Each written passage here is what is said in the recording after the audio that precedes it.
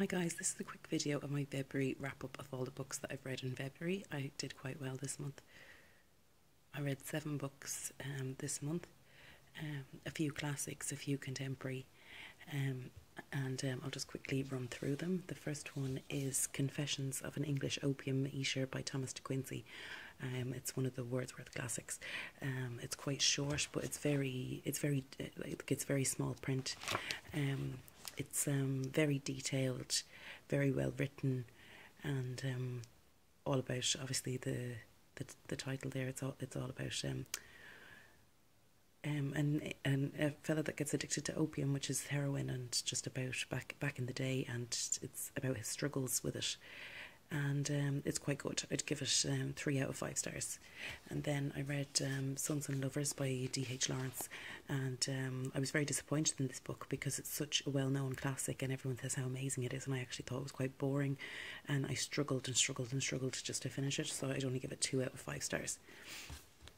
Now, Landline by Rainbow Rowell, I'd give this 5 stars. This is one of her adult novels, and it's just really good. If you don't know anything about it, it's basically about a woman, and her career is going really well, but her marriage is struggling. And her and her husband take a break over Christmas and split up, and then she discovers an old phone in her childhood bedroom, and she's able to ring herself in the past.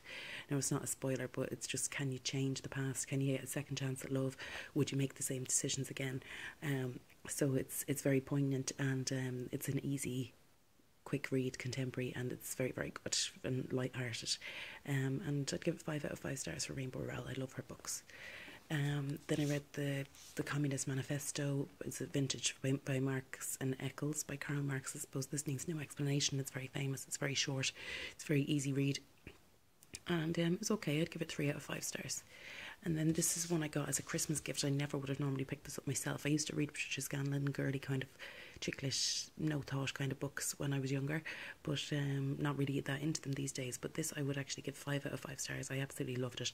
It wasn't like a normal novel. Each chapter was a short story about a different person, and like as it says on the front, like being enfolded in a hug from the great writer herself, warm, comforting, and full of love. That's exactly what it is. It's very corny, very fluffy, but it would put a smile on your face, and they're all nice little heartwarming stories, and really good to read over Christmas time, or even any time of the year. So I really enjoyed that. Then I read Pride and Prejudice and Zombies. My husband bought me this years ago, kind of as a joke present, because I love Pride and Prejudice, and I just decided to give it a read. But it's absolutely hilarious. It's really well written, and it's very good. And then last but not least, I read Harry Potter and the Philosopher's Stone. Now, obviously, I've read this numerous times, but I got this beautiful illustrated hardback edition for Christmas. I had asked for it from my husband, so I reread it again for like the bazillionth time. But I just absolutely loved it in this edition. I just want to quickly show you some of the beautiful illustrations in it. Let's see if I can find one of the big 2-page ones. There's all like little illustrations, and then there's like full page illustrations, and then there's a few with like double page amazing, like there's like the tower and stuff, but there's a gorgeous one of the train, and there's the potions and everything.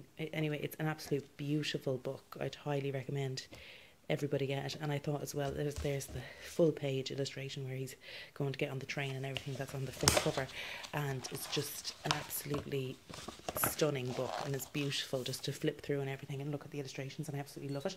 And I'm so excited that they're going to be bringing out one every year for Christmas. I'm going to be getting one of them every year for Christmas for the next God knows how many years, and I'm hoping then when my son gets older and I read him Harry Potter, I'll read it to him in these editions with the illustrations and everything like that, and that he'll love it. So that's all the books that I read for February. So that's 1, 2, 3, 4, 5, 6, 7. So I'm getting quite good at getting back into the habit of reading again. So I have to try to keep it up. Thanks for watching. Please rate, comment and subscribe, and talk to you all again soon. Bye bye.